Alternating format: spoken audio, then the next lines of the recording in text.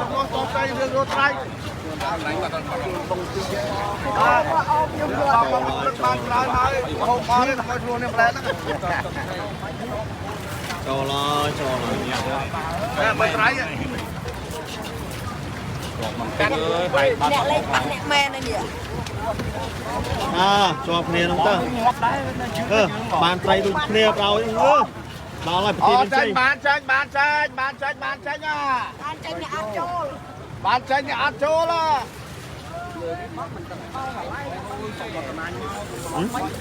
ដល់ណាមិញពេញអស់ណាតែយកទៅស្លាញ់